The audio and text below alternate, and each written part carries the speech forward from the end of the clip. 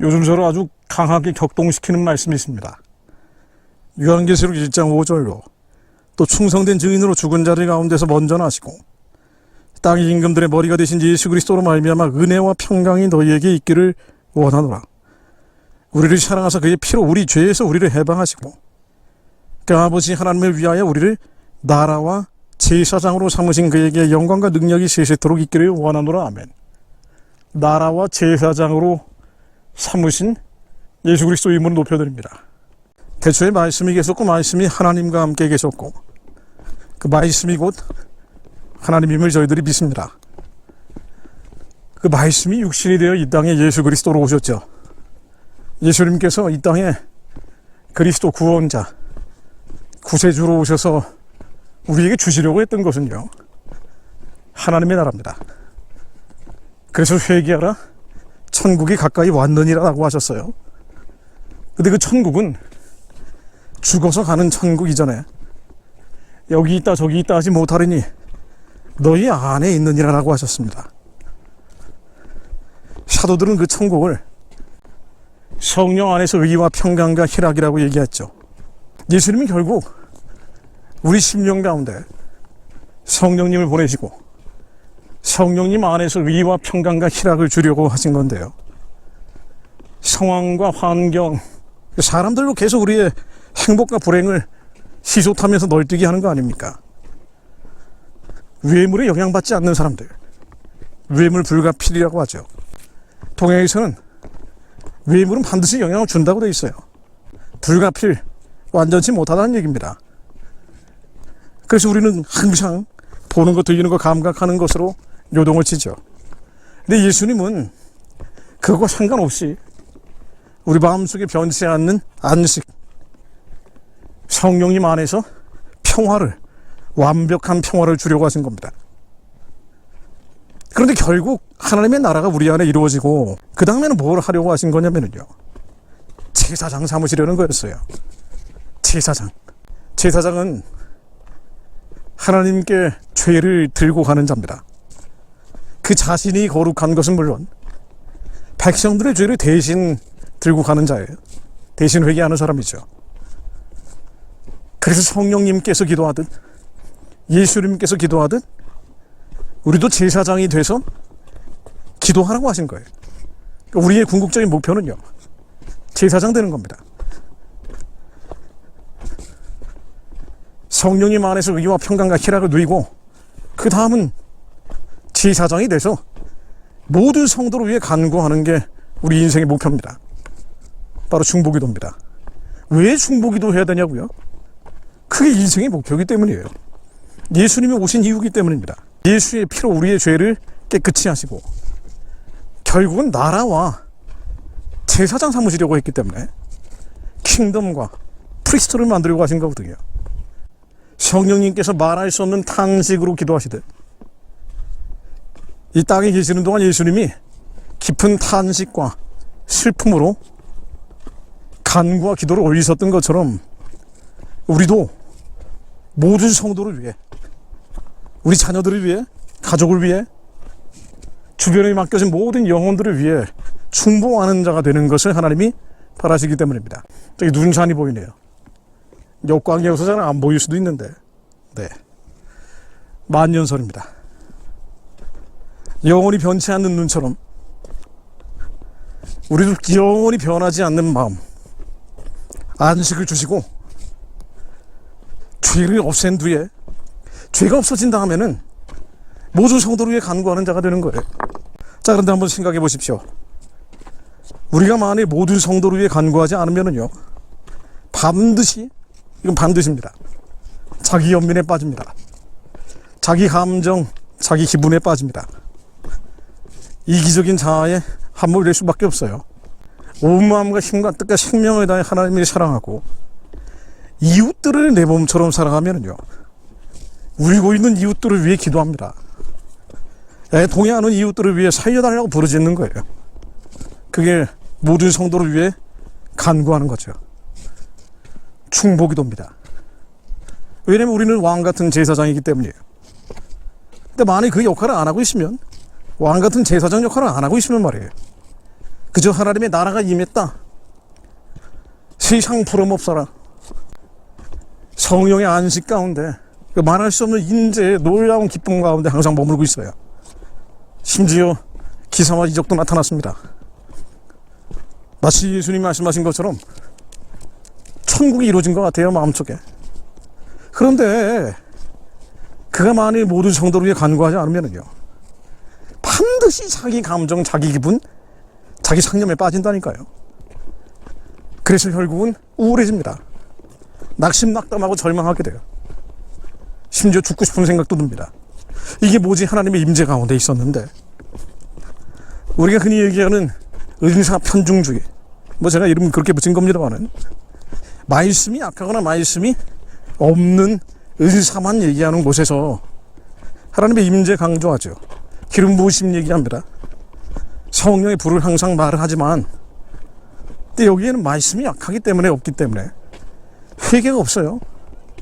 그래서 하나님의 나라가, 성령 안에서의 의와 평강과 희락의 나라가 잘 이루어지지도 않는데, 기름 부으심을 계속 받고 두드리고 찾고 구하면 결국은 하나님의 그 짜릿한 초월적 의식 상태로 우리가 맛을 볼 때가 있거든요.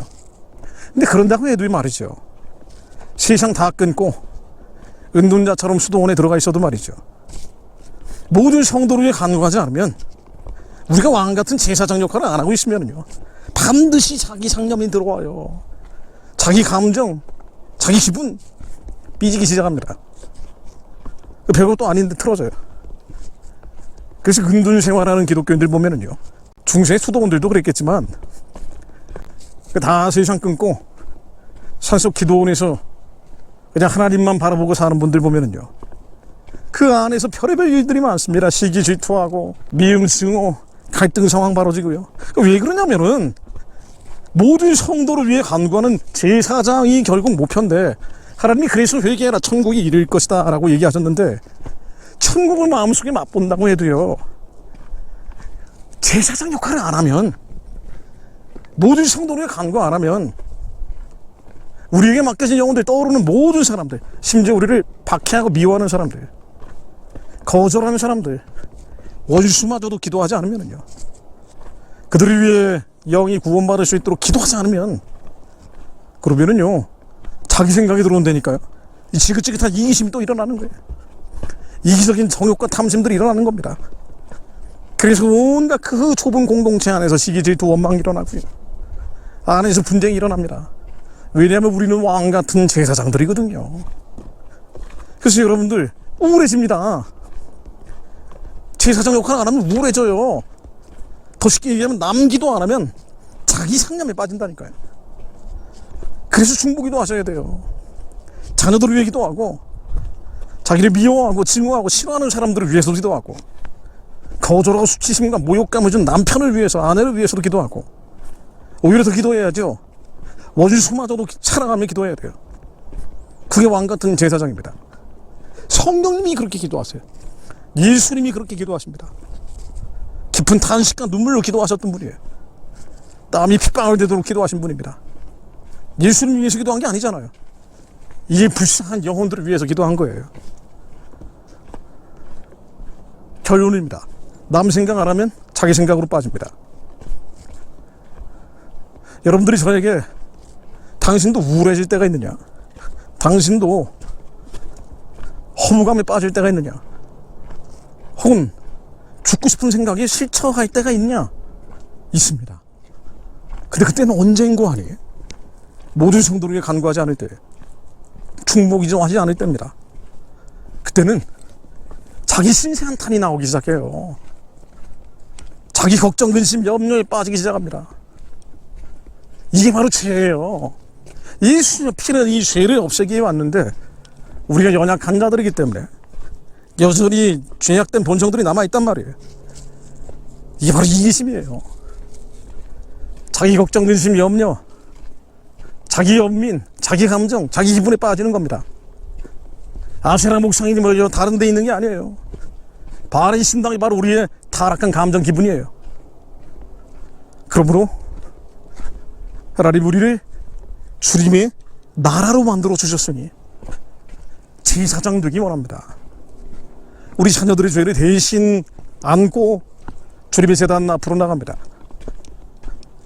나라와 민족의 죄를 안고 갑니다. 그렇죠. 나라와 민족을 왜 기도합니까? 자기 걱정, 의심, 염려가 없어서 그래요? 아니에요. 자기 걱정, 염려가 그리스도 많기 때문에 오히려 나라와 민족을 위해 더 기도하는 거예요. 내 코가 석자기 때문에, 내가 해결해야 될 문제가 너무 많기 때문에 여기 빠져버리면 죽는 거예요. 육신의 생각이에요. 사망의 생각입니다. 사단의 앞잡이 노릇 하기 시작하는 거예요. 그래서 이 타락한 죄성에서 벗어나기 위해 모든 성도를 위해 간구하고 나라와 민족을 위해 기도합니다. 2천만 노예 동족들의 해방과 구원을 위해 기도합니다. 하나님 감사합니다. 저희들에게 기도하는 영을 부어주시니 감사드립니다. 중보기도 하세요. 중보기도 안 하면은요, 우울증 옵니다. 절망감으로 몸소리 쳐져요. 여러분이 마음에 우울증과 조울증과 심각한 공황장애 증상이 있고 마음의 질병이 크다면 그럴수록 더 다른 누군가를 위해 중보하십시오. 자신을 미워하는 사람, 싫어하는 사람, 거절한 그 사람, 수치심을 준 사람, 그 사람을 위해 기도하세요. 우리는 예수의 피로 주님의 나라가 주님의 제사장이 된 자들이기 때문에 새하늘 새 땅에 어떻게 들어갑니까? 새 예루살렘에 어떻게 들어가요? 죄가 없는 자가 들어갑니다. 죄가 없어지면 어떻게 되냐면요, 성령님처럼 기도하는 거예요. 깊은 탄식으로 저 울고 있는 자들을 함께 울면서 기도하는 거예요. 그래서 예수님이 병약한 자를 고치고 고통받고 있는 이들, 가난한 자들을 위로하시고 사이신 거예요. 하나님, 저희들이 사이 있는 자들에게 하옵소서. 자기 걱정, 자기 근심, 자기 염려, 이 자아에서 벗어나게 하시어 이 지독한 이기심에서, 감정과 기분의 우상에서 저희들이 자유케 되게 하시어 주님의 피로 우리를 사셨으니 주님의 나라, 주님의 제사장 되었사오니 이 땅 떠나는 날까지 제사장 사명 감당하게 하옵소서. 그렇게 새 예루살렘 성 안에 들어가는 자들이 되게 하옵소서. 성 밖에 내쳐져서 예수님이 사랑하고 기대하고 기다리기까지 했는데 졸고 있고 자고 있으므로 어리석은 처녀들처럼 성 밖에서 슬피 울며 이를 가리지 않게 하시며 성 안에 들어가는 자를, 거룩한 성 예루살렘 안에 들어가는 저희들 되게 하옵소서. 그들이 모여 연합할 때 북한의 우상의 진이 산사태처럼 무너질 것을 믿습니다. 예수 그리스도 이름으로 기도드립니다. 아멘.